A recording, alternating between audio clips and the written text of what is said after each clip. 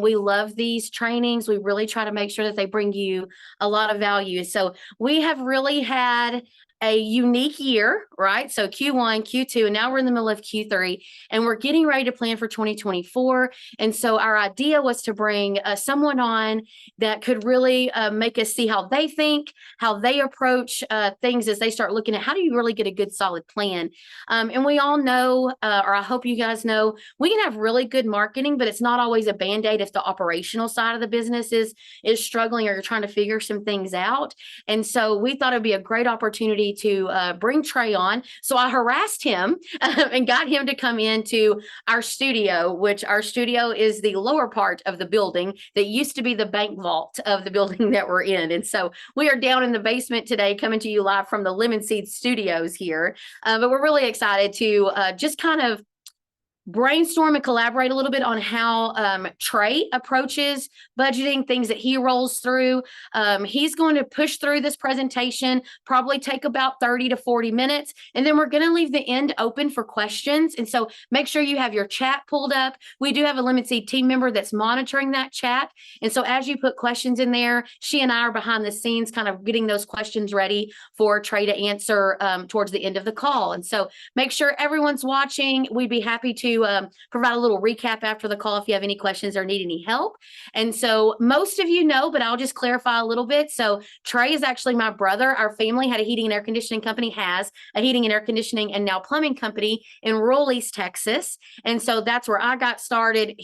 That's what he's known. I worked there. We were all, as I call it, if you've heard me before, hashtag trade babies. So we've been here. We've worked in the business for as long as we can remember. And so now Trey is doing his own thing. He'll talk a little bit about that maybe at the end, just so everybody can understand that piece as well. But without further ado, we'll get started here on how to squeeze the most out of your budget and get ready for 2024. Awesome. Well, guys, I'm happy to be here with you guys today. Got a lot of ground to cover. And some of the things that we're going to focus on, so 3 things to focus on to get the most out of your budget. So we're going to talk about the 3 levers that we're going to pull as we begin to build a budget out for 2024. I'm going to click maybe down.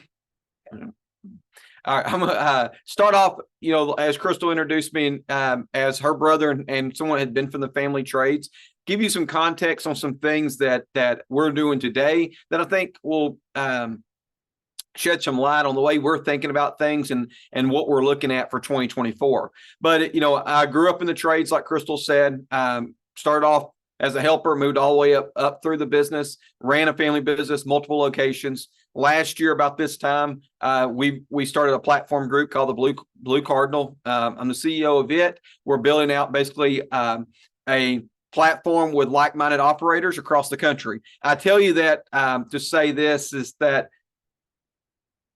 what we see, I have a lot of visibility right now on what we're seeing from a standpoint of call count being up or being down in markets, businesses that are great at being able to pull the lever of operational excellence, businesses that have taken price increases. At the end of the day, all those affect the overall revenue of your budget. And that's kind of what we're going to unpack today, is really just talk about those 3 levers, right? The 3 levers of operational excellence, which is what we have control over as an operator. Right. So that is what's in your control. The second piece of that is price increasing. Right. We're going to get into that. Like, what can we afford to pass along to the customer to those diminish in return? And then the last one is increasing call count, which would be marketing, new tactics to drive additional call count. But the one we're going to spend a lot of time on, because this isn't a very long slide and it's by design, that we're really just going to kind of focus on a very high level of what operational excellence is. So when we look at building out a budget for 2024, what we're looking for is wanting to increase the things we're good at and fix the things that we have problems with. And what I see a lot of times is people say, Trey, I want to grow by 20% next year, by 10% next year. Okay, what are you going to do? Well, I'm just going to do more of what we do, 20% more of what we do. And a lot of you guys are everything from marketers on the call to operators on the call.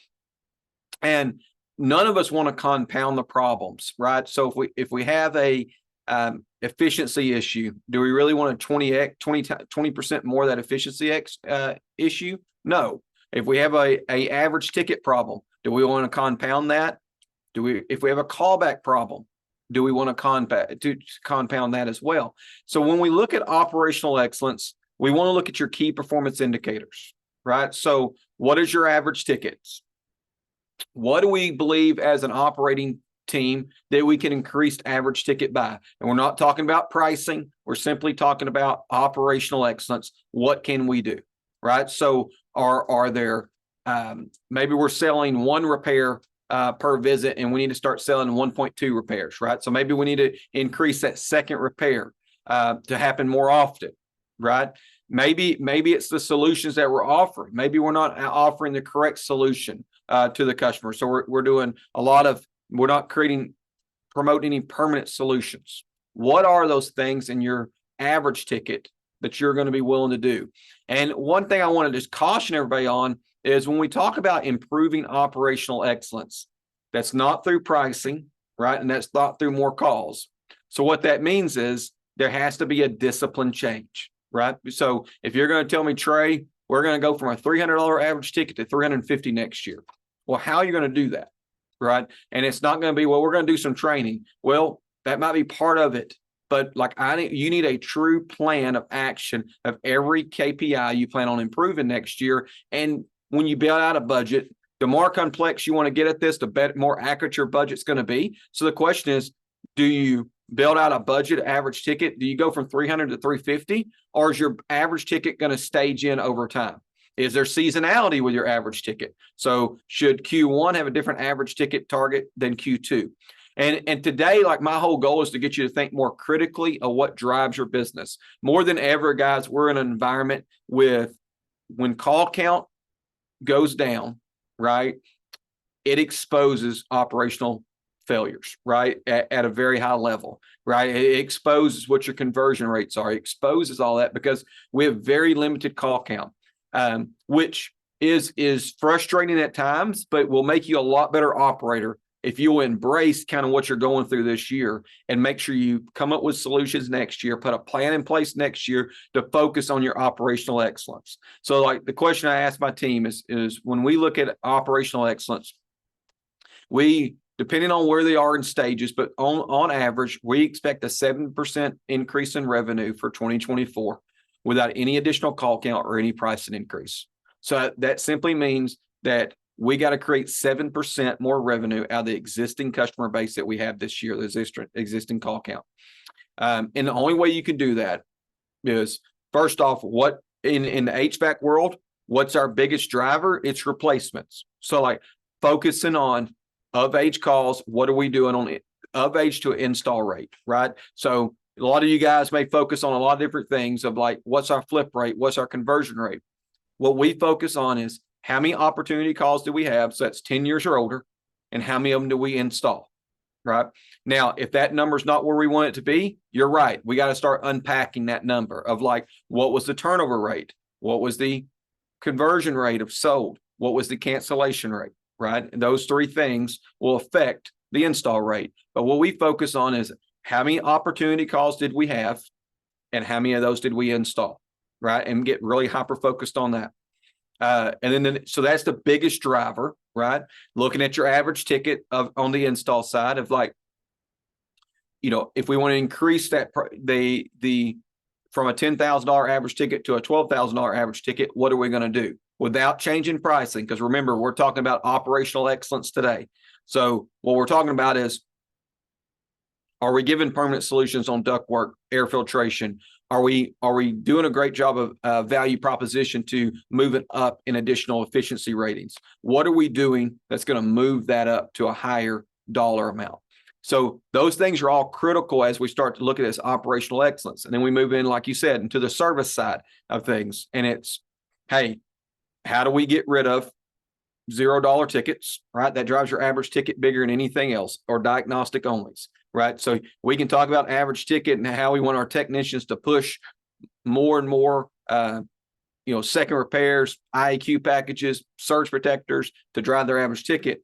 The biggest thing that will drive your average ticket is get rid of the low average, right? Which is $0 tickets and diagnostic only. So what are you doing about it, right? So as we look at this operational excellence, we want to talk about that. It's like, hey, what are we going to do this year that's going to reduce that? Because it does a couple of things for you guys. Like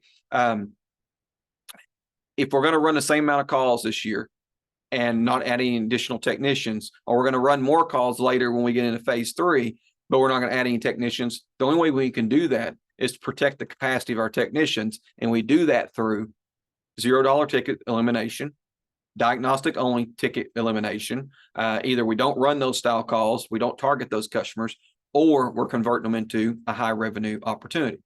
So key performance indicators, guys, I'd recommend whatever you're tracking today that builds out your budget. So for us, it's fairly complex amount of KPIs that we track, but the basic ones are how many opportunity calls did we have of age? How many did we install? And what was the average ticket of that, right? So that takes care of the install on very high level. On the service side of things, how many $0 tickets did we have? How many diagnostic only tickets did we have, right? How many callbacks did we have? And what was our average ticket, right? And, we start focusing on how we're going to improve each one of those. Some of those deal more towards capacity. Some of those deal towards contributing to that average ticket. The next thing that we look into is the call management side of that. So in your call center, how many calls did you have come in? How many of those were booked, right? How many of those were canceled because you couldn't get there in time?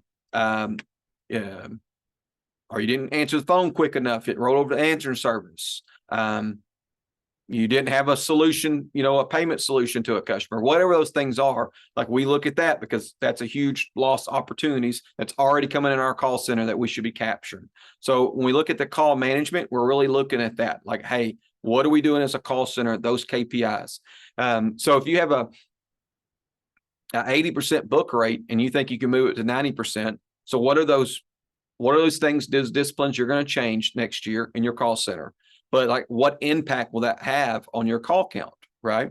And so making sure that we're really focused on what we already have control over, how well are we executing?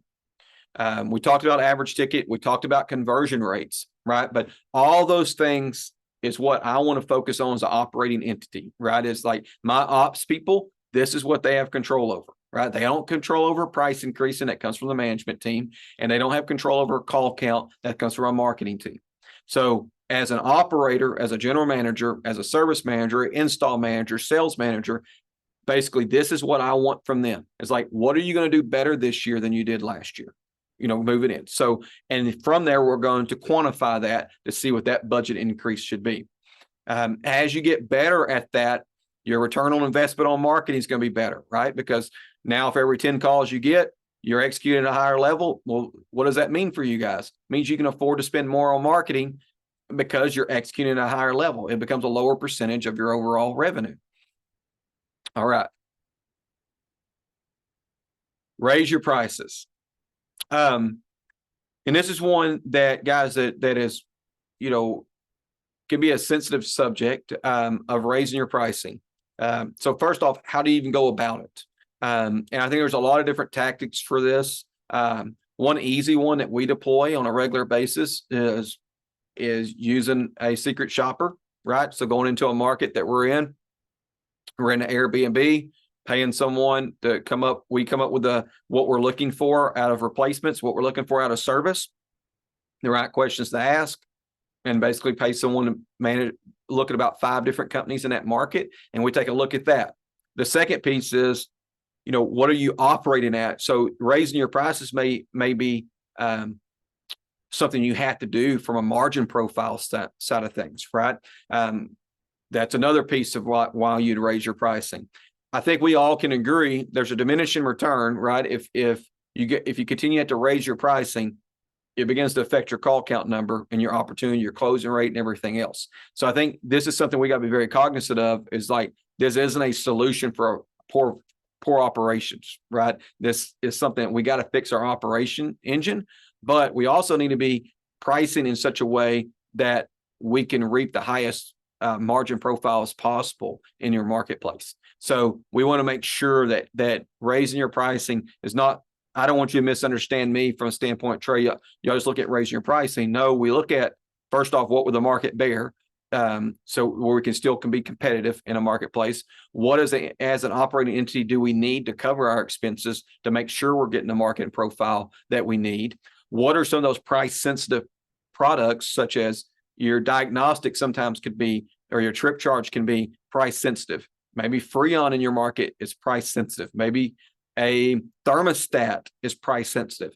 You got to identify what's price, what are those items? You got to identify what your competition's doing, right? So we got to set our team up, whether that means that we're the lowest price or that we're setting them up with a value proposition that they can really sell against their competition that may be lower than them.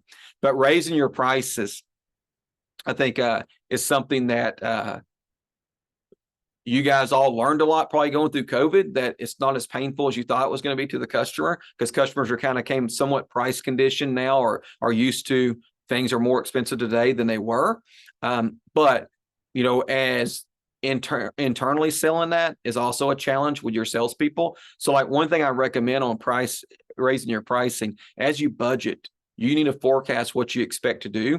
And I would recommend like you put this in phases to where it's not like, oh, we're going to do a 7% price increase across the board. Like phase that in, start now, 1% a month or 2% a month to phase in your pricing, because you got to sell it to your customer, but the first people you got to sell it to is your employees, right? To make sure that they're willing to go pass it along to the customer. They got to have conviction that we did it for the right reasons, that we're not just not going up on pricing just to go up on pricing. So you got to have an internal sales strategy to your current people. All right. And then, so we've talked about operational excellence, right?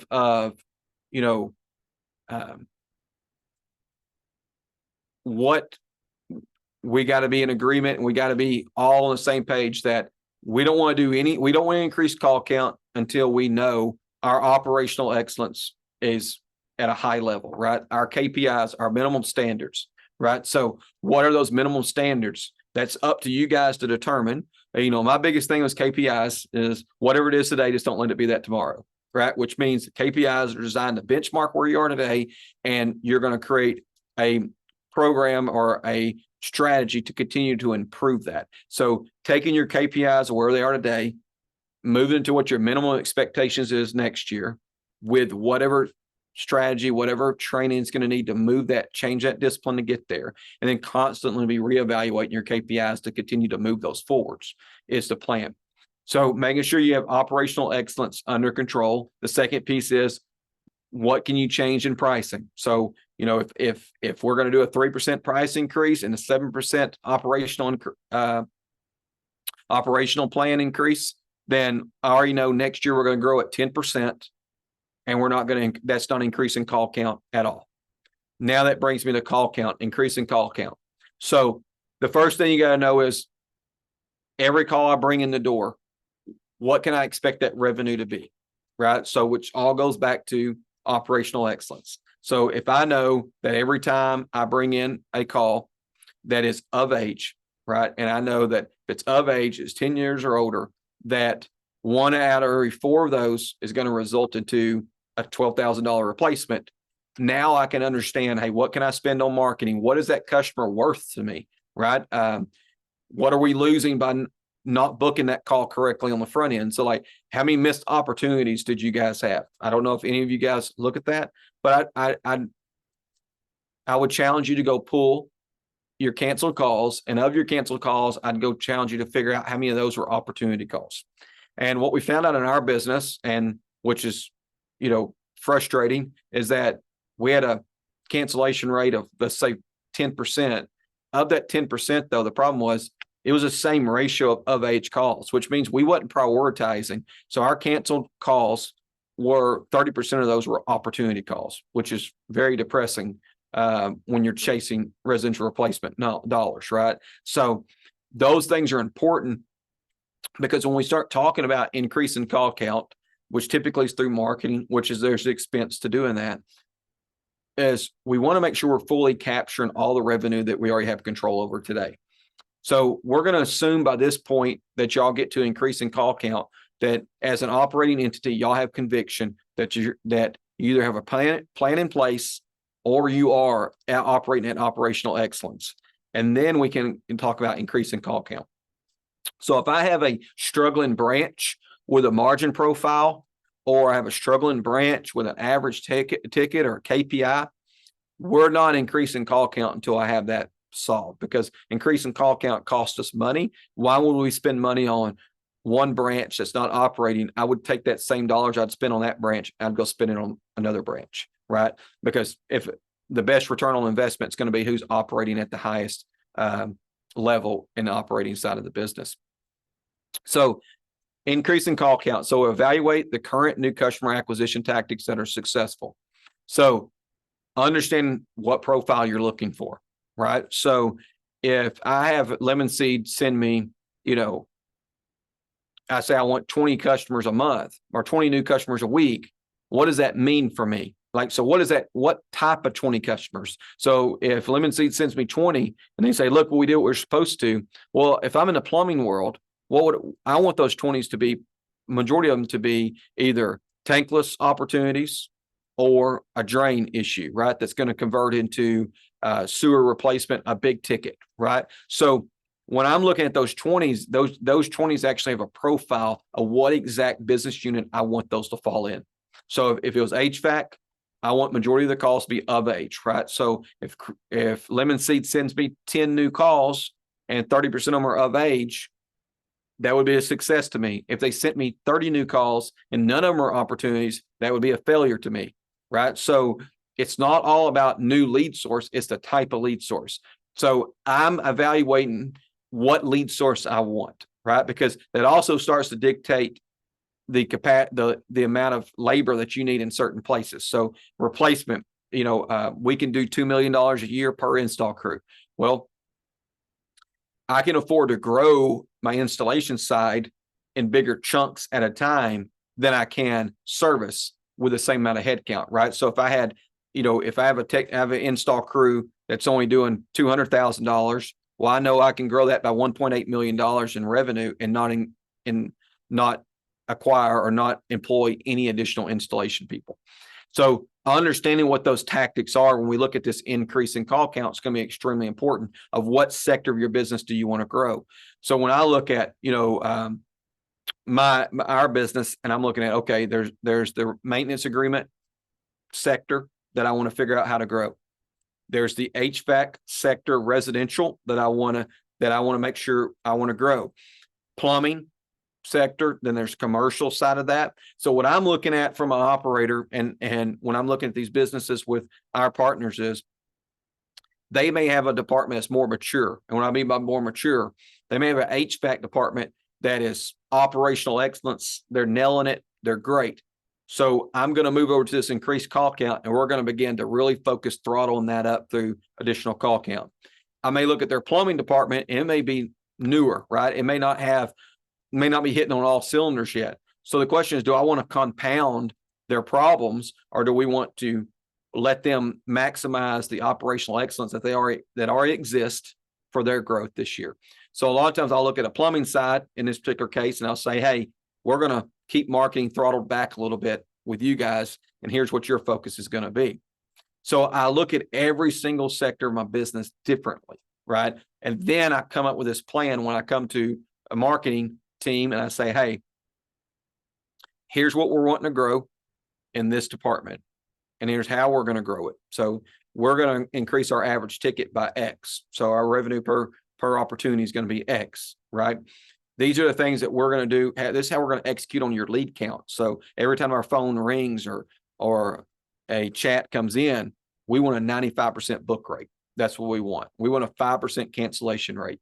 And of those 5% cancellation rates, we're not going to have any of those opportunity calls. We're going to have 0% opportunity calls or 1%, whatever that's going to be. And so I go and I'm sitting down with my marketing team and I'm giving them basically a strategy per tactic in my business. Whereas a lot of times what we'll do is we'll just kind of say, hey, I just want to increase call count. Well, what type of call count do you want to increase? We really never even talk about it, right? So it's important to me when we talk about increasing call count is we evaluate the current new customer acquisition tactics that are successful. So what's working? Does that new customer align with what our preferred customer is. So just because they're new and they live in a 2-year-old house, I don't want them, right? So I don't want a new customer that lives in a 2-year-old house, right? I want a new customer that lives in a 9, 12-year-old house. Okay. So understanding when I look at what that new customer is to me, what that profile is extremely important. Understanding that your cost associated with marketing. So, I was on a call yesterday and, had a group of marketers bragging that our lead source, our cost per lead was $32 on this particular tactic. And my marketing team internally was saying, look, Trey, that's great. And my question then was, well, not if that $32 is all we're selling is a $59 tune-up and nothing with it. It's a horrible return on investment, right? But now if that $32 is selling a $700 service ticket, great. Or but it kind of goes back to if that $1,200 lead cost is selling a $18,000 change out, that's also great. So understanding your cost associated with marketing is twofold, right? It is understanding what is that lead cost to get in the door. But once it gets in the door, what is your operating engine? What is it creating with that opportunity? And those are the two things that I care about. And that's return on investment would be, hey, I spent 100 and I received 1,000. I spent 200, I received 200. That's a failure, right? So understanding what your cost associated with marketing is extremely important. Making sure you have a whole marketing plan that covers both the branding and call to action. Guys, it's I think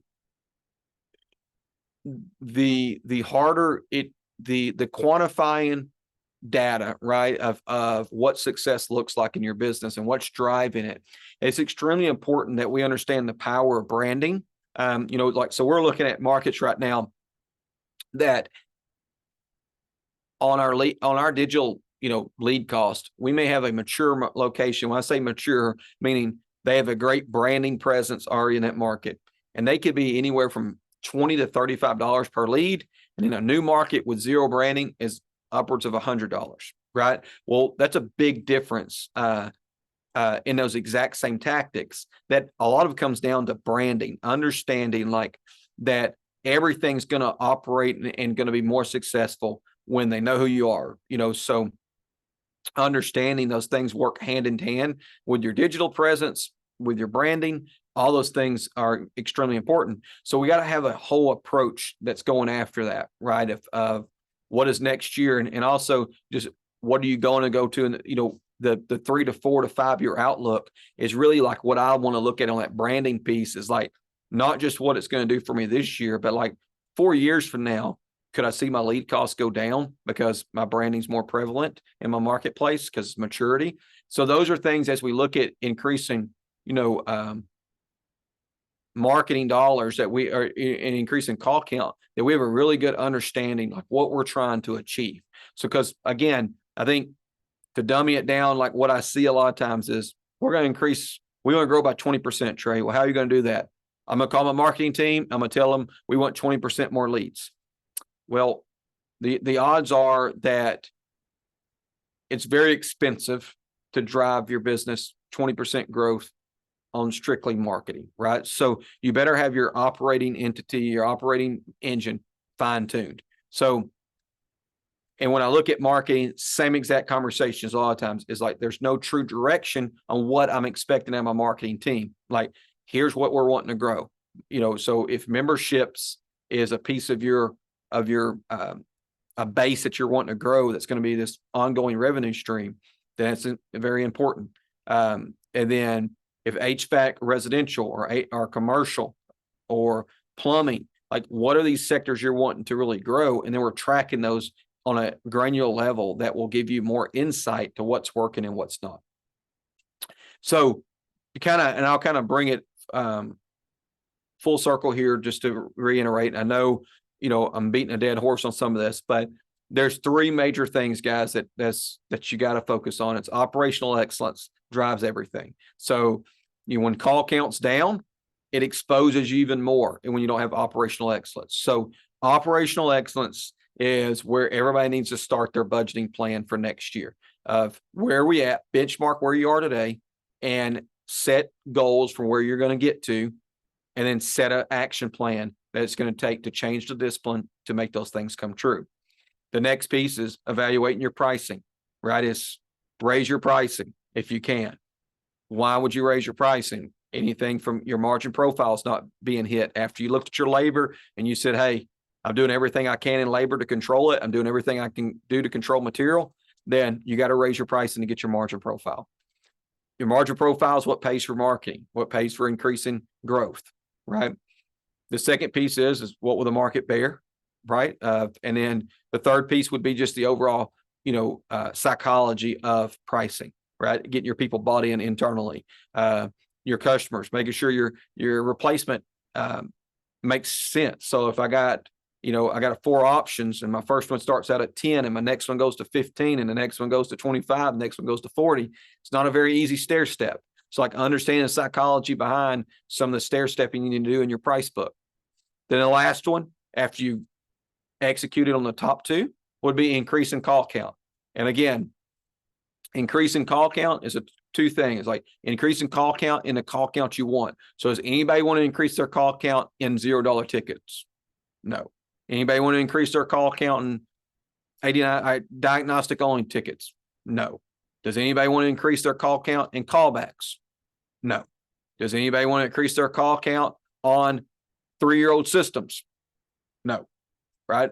Does anybody want to, on the plumbing side, what are the things that you don't like that you're doing in your business today? What are the things that as an operating entity, you can't seem to convert, right? Those things we want to eliminate on the plumbing side. What are the things that do well for us on plumbing? Well, repiping homes. Great. We want more of that. Sewer repairs. We want more of that. Water heater replacements. We want more of that. All these things that we want more of, that's where we want to increase call count. And I think a lot of times what we do is we go into a marketing call and all we talk about is revenue.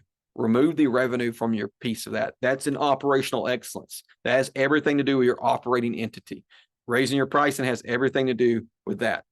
Increasing call count is what I'm focused with on my marketing team, because if they do sell more revenue, well, what was it from what their tactics were and what was it from your tactics? So keeping those things separate, keep both parties honest, your operating entity and your marketing entity.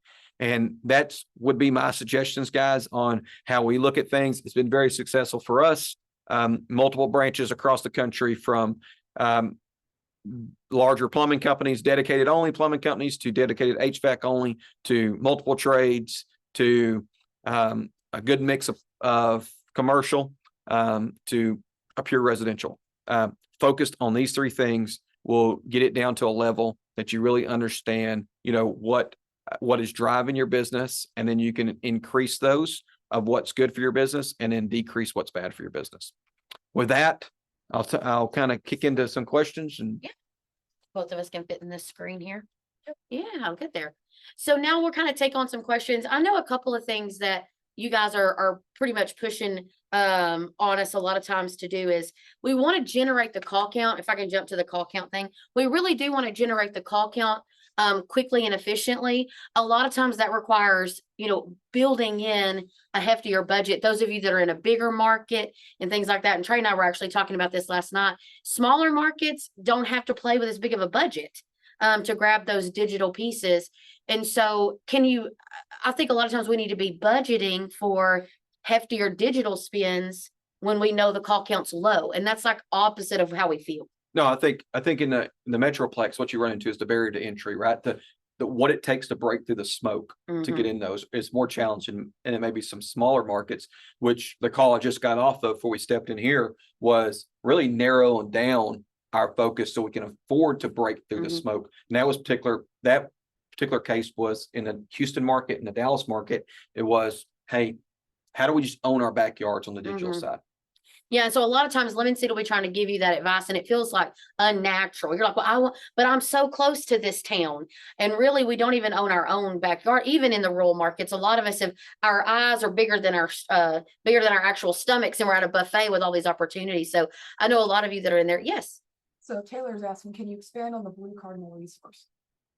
Can you expand on the Blue Cardinal resource? Yeah, I can recap that at the end. Okay, we'll recap Blue Cardinal at the end. Sure, Taylor, no problem. So the other thing I wanted to kind of touch base on is operational excellence. So I know one question that some of you really struggle with is, when do I put someone between me as the owner and my team? When should the owner start considering stepping out of the day-to-day? Like, or is it a certain revenue amount? What do you think? As far as hiring a full-time marketer, No, I'm sorry, like a service manager. Oh, Yeah. service manager. Yeah. Yeah, I mean, I think anytime you have more than 7 direct reports, it starts to be challenging from a leadership standpoint. So I think every business has a different makeup, right? So I think, you take a small business that's got a plumbing vertical and a HVAC, you double the complexity of the leadership side, right? Whereas if I got one company that's doing $5 million in revenue and they're a strictly pure residential HVAC company, a little different story of what I can, as a leader, as the owner or the GM, can afford to manage. I have time to manage something like that. But I think it's a lot of it has to do with where you're going, right? So, a service manager, if I'm going from 4 million to 8 million, I can't wait till I'm in that upswing to bring on a service manager. So I think every phase is a little different, but I think, the rule of thumb, though, I think for everybody is you can effectively only manage about 7 people. So if I have 5 technicians working for me, 2 installers working for me, a CSR working for me, a marketer working for me, and a bookkeeper working for me, and I'm the manager, like, that's a challenge. Like that. And trying to be in a truck. And trying to be in a truck, trying to grow the business, because I think, I talk with, my manager all the time. Your number one priority every day is to work yourself out of a job, right? And that means you build the process, build the system, and you train your replacement. But it's very hard to do that when you're working in your business. So you got to be able to work on it. And I think, it's being committing. I think it goes back, though, to, what we want to do and what we can afford to do. And if you set margin profile correctly and you're achieving, that 50+% margin profile, then, when you get to that head count of technicians, and there should not be any problem to start transition to a service manager. Again, it really comes down to the complexity, I think, of the business and the maturity of probably some of your technicians. So, in our particular case, we were growing at a pretty fast rate. So we put 26 trucks on the road, I think, in one year in 2022. And, there was no way we had to have dedicated service managers because you had so much new talent hitting the field. Whereas if we had a mature base and those same 26 trucks that were on the road had been on the road for 5 years working for us, a little different oversight they need than a bunch of new techs. Okay. I know another issue that we have is we have clients that are like, hey, I'm at capacity. And so dial everything back. But then wait a minute, we didn't get enough new customer acquisition. And so I think a lot of things come from, how do we manage this? I feel like I'm at or over capacity, but I know I need new customers, but I'm going to hire somebody and I don't quite need enough for a new tech. Like, what do you put first? And then I'll get to Rachel's question. So I think there's 2 types of people in every business, and this is where the push and pull comes from. And from a leadership standpoint, this is where we create challenges, right? But I think there's 2 types of people. There's creators and there's doers, right? So if you let a doer create, he'll never create more than he can do, which means CSRs and dispatchers, they shouldn't commingle, right? Because one's creating calls and one's got to get them done. A service manager, he's got to get them done, right? So when you say that, I look at, when we're at capacity of what, right? So capacity of call count. Are we lumping call count as a general just call count? Because that's a flaw if we are, right? So, so we may be at capacity for any additional call count, but the type of call we need to change our approach on. So, like, why are we running a mini split call that was put in by our competitor that's 1 year old? If I'm at capacity, that's not an opportunity call. So, and that's kind of goes back to my comment, the other day when, I mean, it pissed me off when I looked at the, call center report, and we had a cancellation rate, and of that cancellation rate, it was the same percentage of that cancellation rate were opportunity calls, which means we did no prioritizing our opportunity calls like we should have. So if we're going to lose anybody, let's lose A 1-year-old system or something. non-opportunity costs. So I think the first thing is like one of my mentors a long time ago told me, we were talking about just deal opportunity. And he said, Trey, he always seems to find the best deals. He's always making great money on these deals. And he said, the best way to do that, Trey, is when you can say yes to 1 in 99 to no. And I think when you're at call capacity, when you have the ability to start saying no to certain type of calls, your mix of calls is going to become really, really good. Mm-hmm. So if I can move, if right now, if my average of age call, and let's just talk on the HVAC side, this particular case is 30%, and I get to start saying no to calls, and all of a sudden I move that up to 50%, or our replacement revenue is going to go through the roof with the same amount of head count in my building, right? So like the revenue per coworker is going to go up, and that all comes back to not necessarily how good the tech is. It has to do with the opportunity level within each call sent the tech on. So I think that's before we screen, shut marketing off. I think the first thing we do internally is say, how do I get rid of these non-opportunity calls? Mm-hmm. Or where they want us to dial marketing up, hey, I need more calls. I need more calls. And we dig down deep, and there's plenty of calls coming in. It's just, maybe they're not the right opportunity, or we're not booking them well. So a good example while ago is back on my marketing call that we had earlier. It was, we have a branch that's struggling with call count, and I get on a call, and marketing company is bragging about how low my marketing lemon seed, excuse me. and how low my marketing cost is. And the reality is it's low because we're probably not prospecting at the level we need to be. Right. Because as you push harder and harder to drop call count, the net has to get wider. When the net gets wider, the level of opportunity per call is less. Yeah. So Trey's talking about his digital marketer, his digital company. And again, this is why we push the importance of having those calls.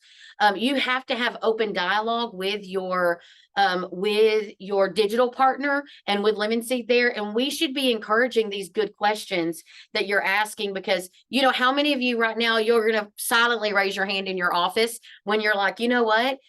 You're going to get on a call with your digital provider, and they're like, everything's great. Look how good you're doing. You're on page 1 for plumbing contractors in Little Pissantville.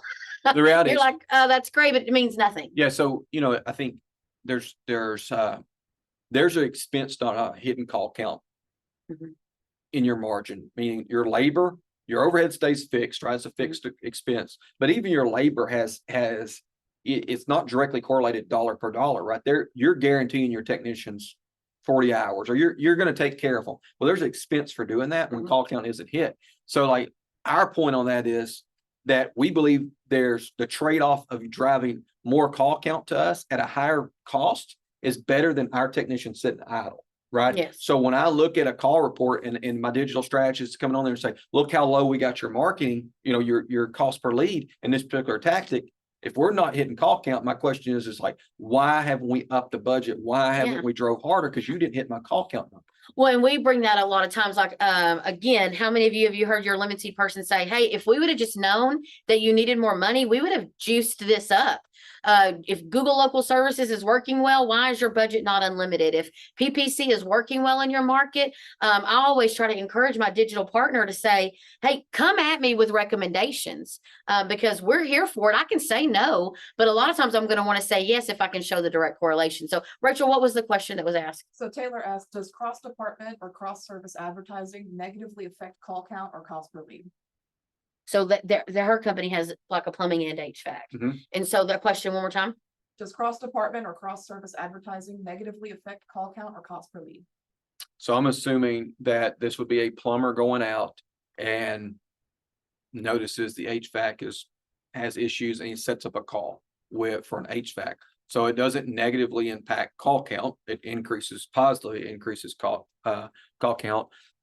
Depending on where you depending on how you track that revenue for that tactic, it depends on like the cost per lead, though, is the same. So the lead is a one lead source, but the return on investment of that lead would really be if you're tying that HVAC replacement revenue to that plumbing, then it could skew your numbers from what's taking place. But the reality is a lead generated that much revenue. I don't care how you got there. I don't care if you sold them 3 different services. That lead that you paid $100 for created that much revenue, because if it wasn't for that lead, it wouldn't have created the revenue. So, but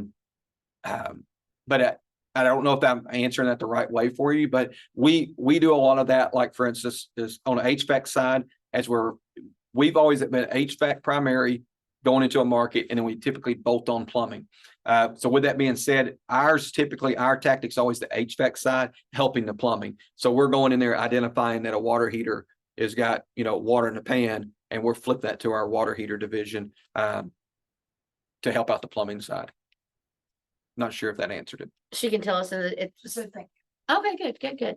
Okay, so I'm gonna let Trey take the last few minutes to tell you a little bit about kind of Blue Cardinal and how that relates. A little bit of it's a broad thing, but so those of you that want to hear that, you're welcome to stay on the call. Those of you that are like, it's just Trey, but he'll talk a little bit about kind of what Blue Cardinal is. I know we get that question a lot, so I'll let him talk about that. And then our next session will be coming soon. It is going to be towards the end of December, right before the holidays. We'll be doing something about yearly planning, probably again, and some branding techniques. And so be looking for all of that content coming soon. But other than that, I'll let Trey go. All right. So today's really was never designed to really be about Blue Cardinal per se, but I'm happy to kind of touch on it. So, a lot of you guys are fully aware of the private equity in the space today. And so we were looking at that pretty heavily of just like, am I missing something? What's going on when I own the McWilliams and Son, our 3-generation business? It's like, I see all this taking place in the space. And I knew at the end of the day that I was either have to join them or compete against them at some level, right? And it's coming. And, at what pace is it coming? I think every market's a little different, but I would say there's a very large movement in that space. And guys, I looked at all the different deals, and really at the end of the day, like, I wanted to make sure whoever I was going to partner with had a 10-year outlook, right? It's like, because my people were extremely important to me. The trades as a whole, it provided for my grandfather, provided for my dad, provides for me and Crystal. It's something that's dear to me. And I thought it's a craft. It's not just a revenue stream. There's truly like great people in it. And I enjoyed that piece of it. So with that being said, I went down this road of really looking at these different partners and never could find a partner that really met that criteria. There's a lot of great people in the space, so I'm not here to talk down on any of them. I think they all have different initiatives and different goals in mind. And I had and for what I was wanting to accomplish was totally different. I think we're all in the trades to earn a great living for our family, and we're all in the trades to create, if we can help out generations to come, that's what we want to do. But it wasn't the only goal. Like, I thought, I had a lot of people that worked their butts off to get me to the dance, and had poured their just as much time and effort into building the McWilliams brand as I had. And I want to make sure, hey, how were these people going to be taken care of going forwards, and what opportunity level we're going to have for the existing staff and new team members that were going to come up. And at the end of the day, like, what control did I have to make sure that was stable and was a great opportunity. So with that being said, when I went down that road and couldn't find any, I had a great mentor that really talked to me a lot about it. It's like, why don't you try to build something then? If you can't find what you're looking for, why don't you build something? So we elected to partner with a private equity group called Perch on Capital. We formed a group called Blue Cardinal Home Services. So Blue Cardinal Home Services is the holding entity of all the different businesses that partnered with us. So majority of ownership we would buy their business. They roll into our platform, roll money forwards into our platform. So they would take some chips off the table to secure their future, diversify their investments as a whole, because majority of you guys that are on the call, almost all your net worth's tied up in your business. So it was an opportunity for those team members to get some equity out of the deal, diversify, and then secondly, allow them to roll into a group that has a common vision of taking care of your people, growing the brands, growing your brand of your business, but using the synergies of the Blue Cardinal group to do that. And so that's really the reason why Blue Cardinal. And we founded this group about a year ago, and we've had 7 partnerships since then, and got a few more fixing to close in the upcoming weeks, and have a lot of great things coming. I will say it's been a tough year. Just we've looked at a lot of businesses and partnered with quite a few, but a lot of people are having call count issues this year. So it's a challenging time, I think, to be running an HVAC business, just and plumbing business, is because you're focused on trying to drive call count. But it's what we're doing, and we're seeing a lot of success, enjoying it. Got a great team, got a great network of individuals that are really supporting all of our partners and really elevating those teams. So happy. If you want to find out more about that, like, you're welcome to reach out to Crystal or one of those, and they can connect you with me.